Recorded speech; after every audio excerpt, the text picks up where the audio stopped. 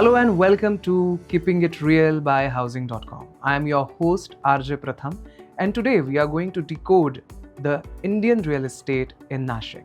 Indeed, it is a great pleasure to have Mr. Ravi Mahajan sir with us from Ravi Mahajan Group, and he has covered around 78 plus projects in the city of Nashik.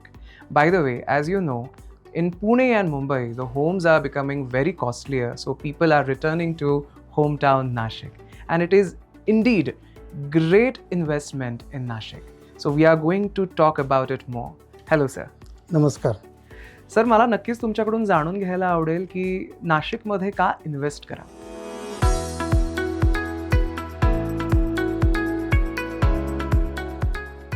नाशिकमध्ये investment का नाही करावं हा मोठा प्रश्न आहे.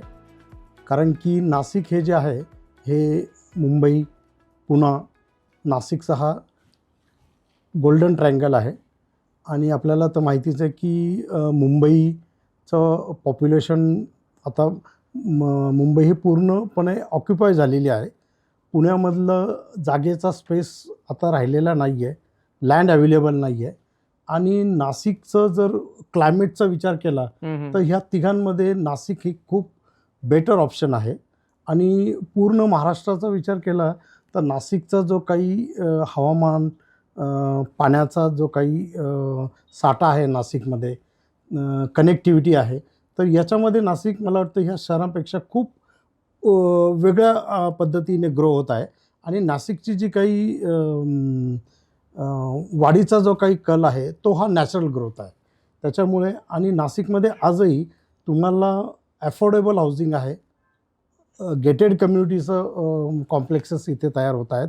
त्याच्यानंतर एक चांगले स्काय विलास पण नाशिकमध्ये तुम्हाला बघायला मिळतील, ग्रीन हाऊसेस, त्याच्यानंतर फार्म हाऊसेस, त्यानंतर तुम्हाला जे काही राहण्यासाठी जे काही म्हणाल ते सर्व नाशिकमध्ये रिअल इस्टेट बांधव आमचे सर्व आपल्याला प्राप्त करून देतात. आणि हे सगळ्यात महत्त्वाचं म्हणजे हे सगळ्यांच्या आवाकाच्या किमतीमध्ये आपल्याला मिळतं आहे. आणि याचा सगळ्यांना जो काही फायदा आहे ना, हा पूर्ण महाराष्ट्रातल्याच लोकांना नाही तर पूर्ण भारतातील आणि जे लोक महाराष्ट्रातले बाहेरच्या देशामध्ये राहायला गेलेले आहेत तर त्यांनासुद्धा इथे नाशिकची ओढ आहे आणि ते नाशिकमध्ये घर घेत आहेत. Absolutely. So where do you see Nashik's infrastructure growing in next 5 years?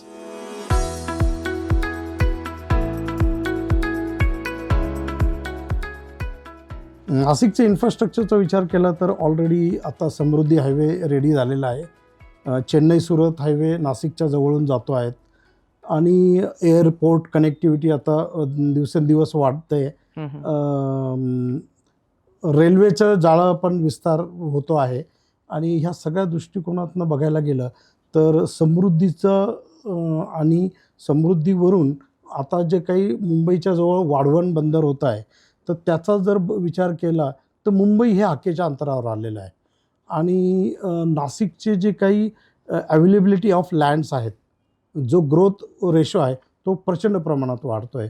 त्याच्यामुळे इन्फ्रास्ट्रक्चर हे मला वाटतं मुंबई पुण्यापेक्षा नाशिकचं इन्फ्रास्ट्रक्चर आजही मजबूत आहे. आणि तुम्ही एका ठिकाणून दुसऱ्या ठिकाणी जायला आजही फार कमी वेळ लागतो आहे. आणि ॲक्सिडेंटचं प्रमाण कमी आहे. सगळ्यात महत्त्वाचं म्हणजे नाशिकचा जो काही क्राईम रेशो हा अत्यंत कमी आहे. म्हणजे आज सर्व लोक जे आहेत हे सगळे सेफली राहत आहेत. वुमेन्स, लेडीज ह्या सगळ्यांना ना कुठेही भीतीदायक वातावरण नाही आहे. मुलामुलींना खेळण्यासाठी आणि याच्यासाठी मैदानं आहेत. एज्युकेशन जर म्हणाल तर नाशिकचं एज्युकेशन उत्तम चांगल्या प्रतीचं आहेत. आणि ॲज अ क्रीडा पास्ट प्रेसिडेंट म्हणून मी तुम्हाला इथे नक्की सांगतो की नाशिकला पुण्यानंतरचं एक चांगल्यातलं एज्युकेशन हब बनवण्यासाठी आम्ही खूप चांगला प्रयत्न करतो आहे. की मायग्रेशनमध्ये नाशिककरांना किंवा पूर्ण भारतातील विद्यार्थ्यांना नाशिक एक सेकंड ऑप्शन आपण तयार करतो आहे एज्युकेशन हब म्हणून. आणि त्याचा नक्की सर्व नाशिककरांना रिअल इस्टेटला नक्की फायदा होणार आहे. सर, जेव्हा आपण इन्व्हेस्टमेंटबद्दल बोलतो, स्पेशली लोक इन्व्हेस्टमेंट यासाठी करतात की त्याच्यावर काहीतरी त्यांना रिटर्न्स मिळावे, परतावे मिळावे. सो जर का नाशिकमध्ये एखाद्या व्यक्तीने इन्व्हेस्ट केलं तर त्याला किती रिटर्न्स मिळू शकतात?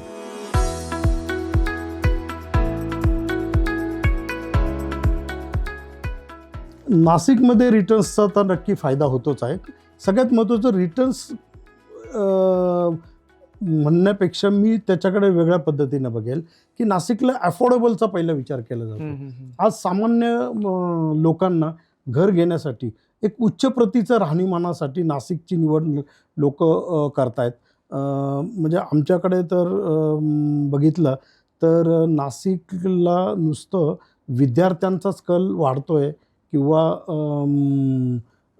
वयोवृद्ध लोक रिटायरमेंटसाठीच नाशिकला येत आहेत असं नाही आहे. परंतु एक सेकंड ऑप्शन्स शहराकडे बघण्यासाठी, म्हणजे मुंबईमध्ये आणि पुण्यामध्ये इतकी गर्दी वाढलेली आहे, ॲक्सिडेंटचं प्रमाण वाढलेलं आहे, क्राईम रेशो वाढलेला आहे, तर ह्या सेफ सिटी म्हणून पण नाशिकचा विचार लोक नक्की करतायत. आणि मला वाटतं तो खूप मोठा नाशिककरांसाठी चांगली साईन आहे. Absolutely. As far as hotspots are concerned, what do you think? Which are the hotspots present in Nashik for buying land or investment?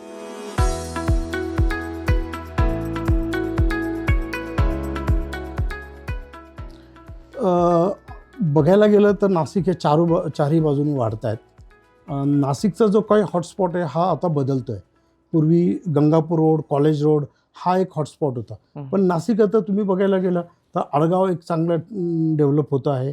इकडे पाथर्डी चांगल्या प्रकारे डेव्हलप होत आहेत, कारण की जाण्याची कनेक्टिव्हिटी आता मिळालेली आहे लोकांना. शहरातून एक चांगला बायपास आपण ब्रिज जो म्हणतो आपण, मुंबई आणि आग्रा रोड हा शहराच्या मधून ब्रिज केल्यामुळे त्याची कनेक्टिव्हिटीमुळे दोन्ही साईडला विस्तार होतो आहे. दुसरा बघायला गेलं तर गंगापूर रोडचा एक्सटेन्शन एक वाढतं आहे. मखमलाबादचा एरिया वाढतो आहे. इकडे औरंगाबाद रोड पण चांगल्या प्रकारे वाढतो आहे. चारही बाजूने नाशिकचा विस्तार होतो आहे आणि सर्व ठिकाणी नाशिकचे जे रेट्स आहेत ते बऱ्यापैकी आउटस्कटला सारखे किंवा साधारण एक 4,000 रुपयाच्या आसपास, 3,500 ते 4,000 रुपयाच्या आसपास तुम्हाला एक चांगला 2 BHK 3 BHK घर मिळायला मला वाटतं काही अडचण येत नाही आहे. ॲब्सोल्युटली. सर, वाईन टुरिझम आपल्या शहरात बरंच वाढतंय. सो त्याचा इम्पॅक्ट पडतोय का आपल्या नाशिकच्या इन्व्हेस्टमेंट्समध्ये, आपल्या नाशिकच्या एकंदरीत सगळ्या रिअल एस्टेट मार्केटमध्ये?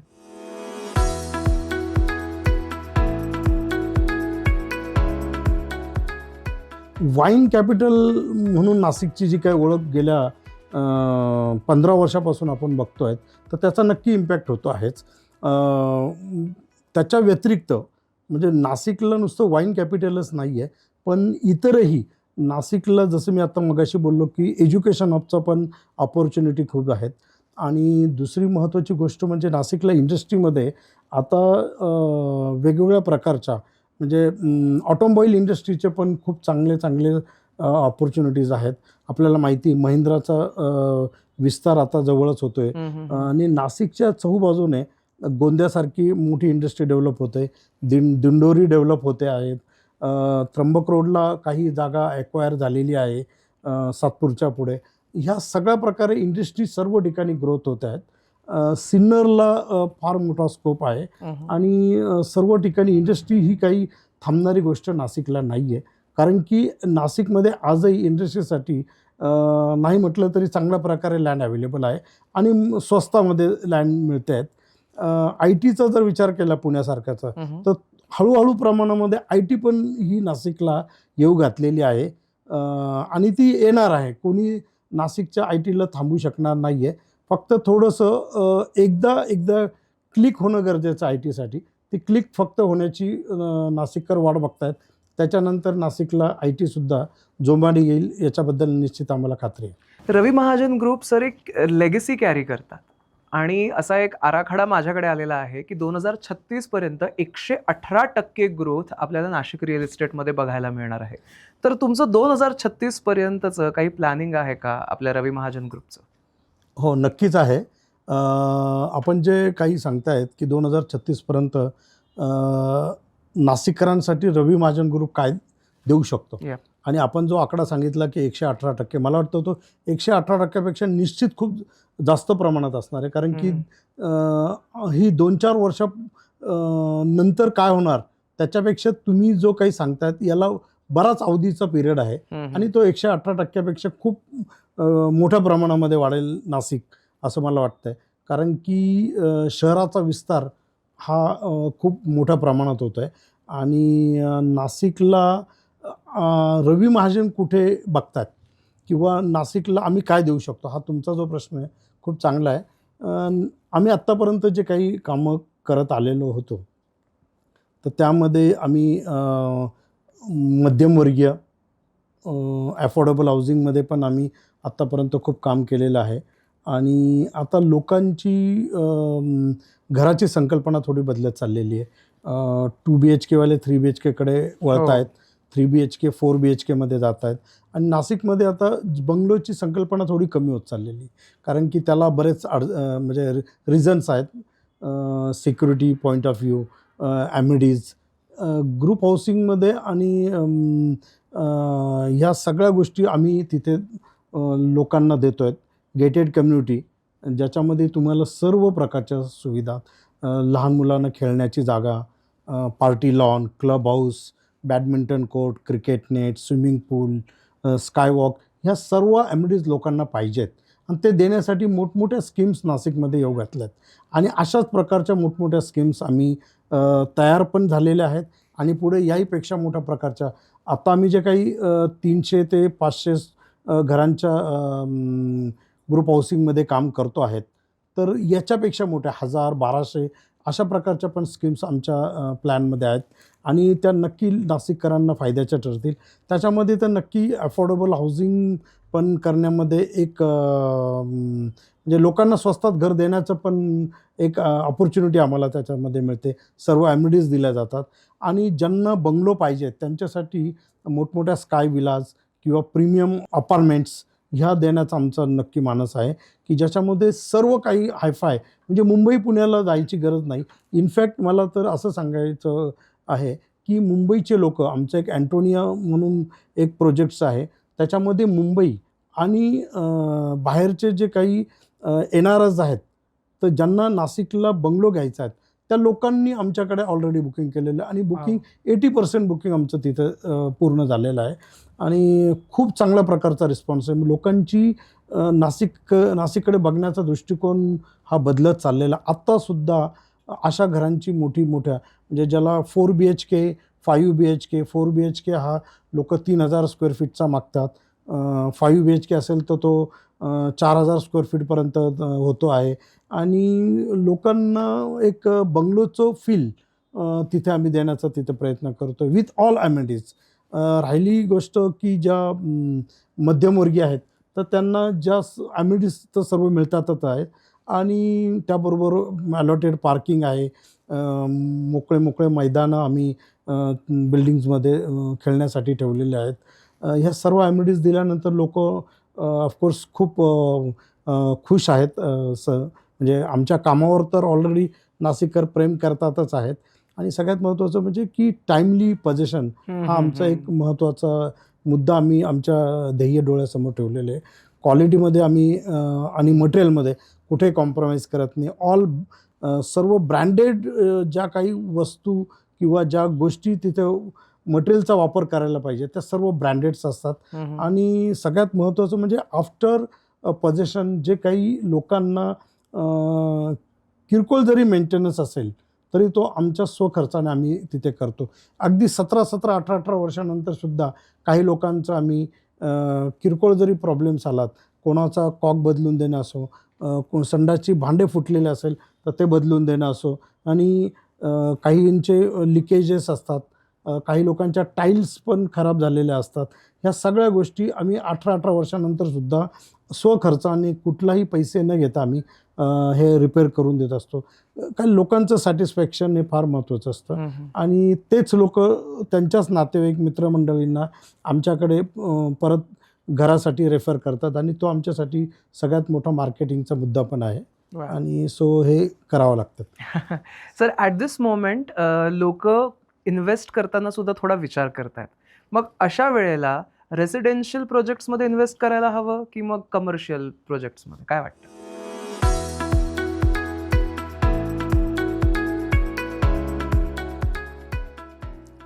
नाशिकला कमर्शियलच्या बाबतीतला जर विचार केला तर एक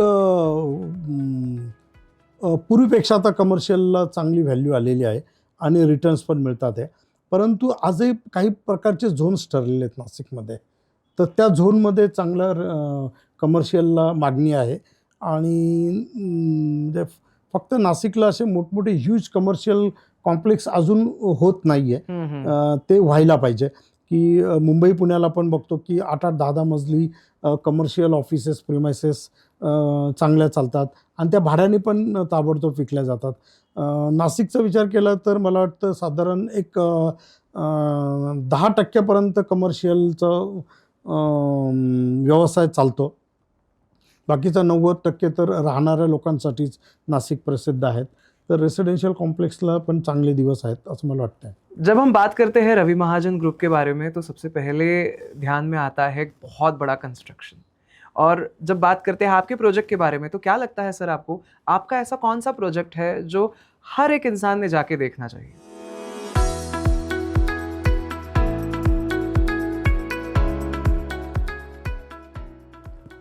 बघा, प्रत्येक प्रोजेक्ट हा एक त्या काळातला माइलस्टोन असतो. आता नाशिक जसं जसं वाढत गेलं तसे आम्ही सुद्धा आमच्या संकल्पना, व्ह्यूज आणि लोकांना चांगल्या देण्याच्या प्रयत्नामध्ये आम्ही सुद्धा नेहमीच मॉडर्न ॲम्युनिटीजकडे वळत गेलेलो होतो. मला आठवतं की नाशिकची पूर्वीची जी ग्रोथ होती ती 3 ते 4 मजल्यांच्या घराची होती. नंतर लिफ्ट आल्यात, मग 7 मजल्यापर्यंत घर गेलं. त्याच्यानंतर 7 मजल्याचे 12 मजल्यापर्यंत आलं. मला आठवतं 2009 ते 12मध्ये नाशिकला सर्व 7 फ्लोअरच्या बिल्डिंग्सला चांगल्या प्रकारे डिमांड आली होती आणि लिफ्ट प्रत्येक बिल्डिंगला येत होत्या, कारण की तसा FSI मिळालेला होता. आणि मला वाटतं त्या काळामध्ये आम्ही एक आम्रपाली टॉवर्स अशोका रोडला एक 3 बिल्डिंगचा गेटेड कम्युनिटीचा प्रोजेक्ट केला. त्याच्यामध्ये सर्व ॲम्युनिटीज आम्ही प्रथम दिल्यात. म्हणजे त्याच्यामध्ये जॉगिंग ट्रॅक, क्लब हाऊस, मुलांना खेळायला चांगल्यातलं प्लेग्राऊंड, क्लब हाऊससमोर चांगलं पार्टी लॉन, ग्रीन जिम, ह्या सर्व ॲम्युनिटीज आणि एक चांगल्यापैकी प्लांटेशन केलं. म्हणजे ट्री प्लांटेशन आणि गार्डन हे सगळं दिल्यानंतर लोकांना त्या बिल्डिंगचं एक रूप बदललं गेलं आणि कंप्लीट प्रोजेक्ट झाल्यानंतर त्याला खूप चांगला डिमांड आला. मला आठवतं आम्ही बुकिंग जी होत होती ती बिल्डिंग कंप्लीट RCCपर्यंत होतानाच सर्व फ्लॅट्स आमचे बुक झालेले होते.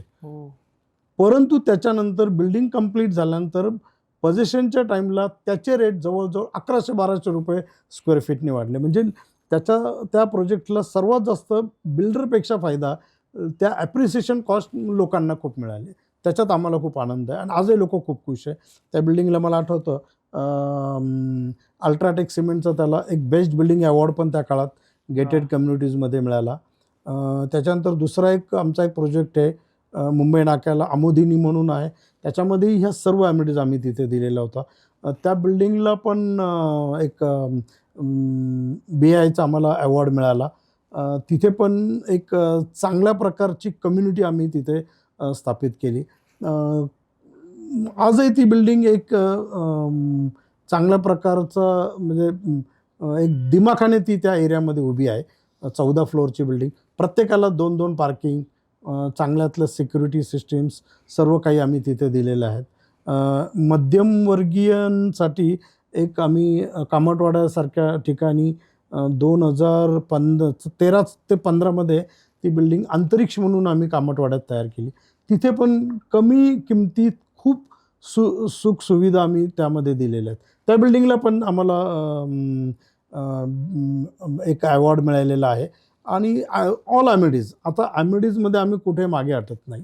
लोकांना जे पाहिजे ते त्यांची डिमांड समजल्या आम्ही ती पूर्ण करतो. ज्या दिलेल्या आहेत त्याच्यापेक्षा जास्त देण्याचा प्रयत्न आमचा आहे. प्रत्येक बिल्डिंगला सोलर सिस्टीम्स आणि एन्व्हायरमेंट क्लिअरन्स सर्टिफिकेट आहे आमच्या बिल्डिंगला आम्ही घेऊन आता पुढे काम करतो आहे.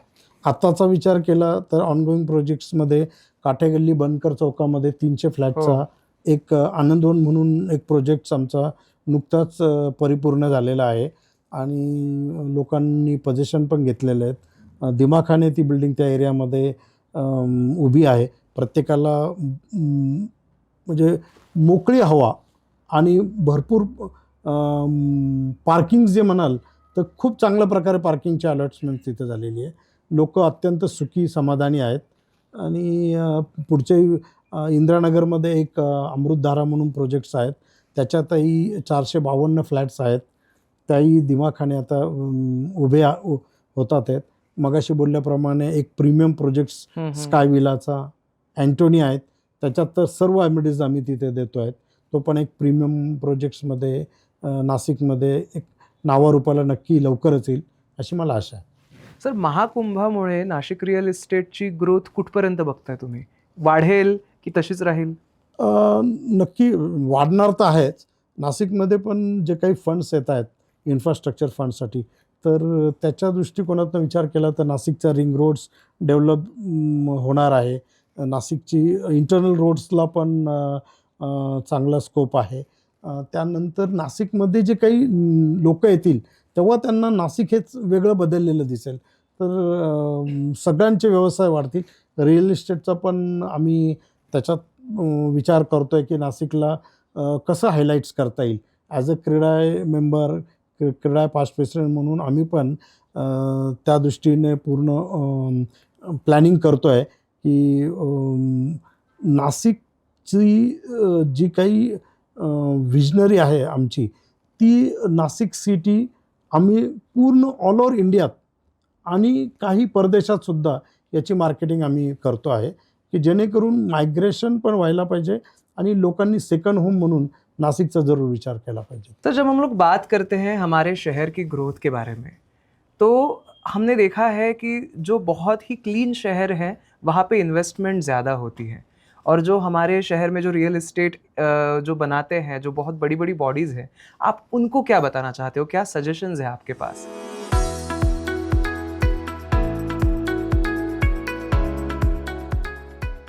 As a CREDAI past president म्हणून मला इथे नक्की सांगायला आवडेल की नाशिक रिअल इस्टेटमधले आम्ही सगळे बांधव नाशिक शहराचा जो विकास आहे ना, हा एक ग्रीन आणि क्लीन सिटी म्हणून करतो आहे आणि त्यासाठी आम्ही प्रयत्न करतो आहे. नाशिकला एक स्किल सिटी म्हणून करण्याचा पण आमचा मानस आहे.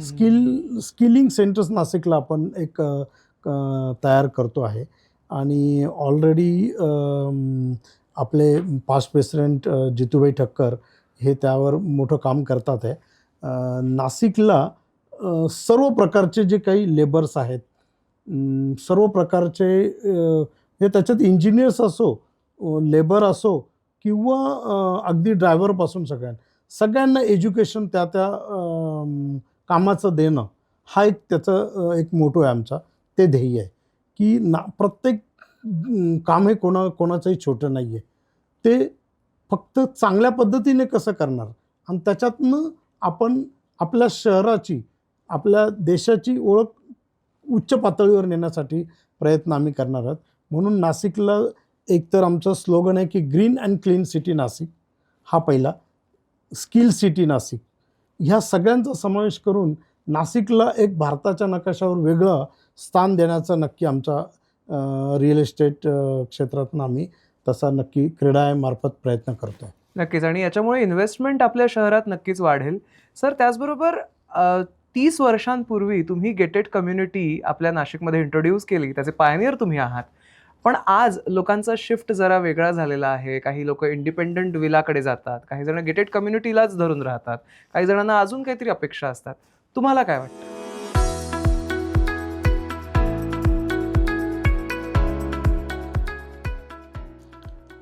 हा प्रत्येकाच्या मानसिकतेचा आणि अगोदर तो कुठे राहतो आहे आणि त्याला काय पाहिजे आहे याच्यावर त्याची मानसिकता अवलंबून असते.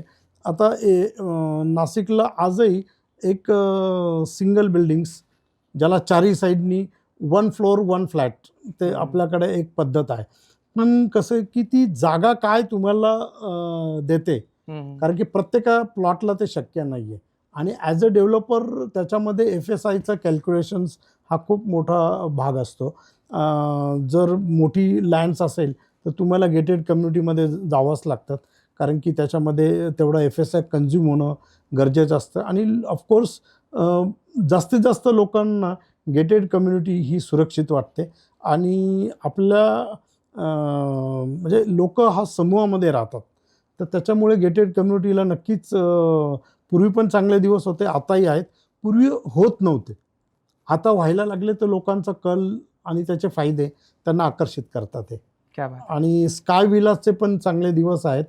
मला नक्की सांगायला आवडेल की नाशिकला आजही बऱ्याच लोकांना फार्म हाऊसेस पाहिजे आहेत. हो. आउटस्कटला फार्म हाऊसेस किंवा एक छोटा 10 गुंठ्याचा प्लॉट पाहिजे, मग आम्ही आमच्या पद्धतीने घर करू, असेही काही लोकांच्या डिमांड्स प्लॉटिंगच्या जे काही लँड डेव्हलपर्स आहेत त्यांच्याकडे त्या डिमांड्स आहेतच. ॲब्सोल्युटली. सर, तुमचा एक काय टेक अवे मेसेज असेल?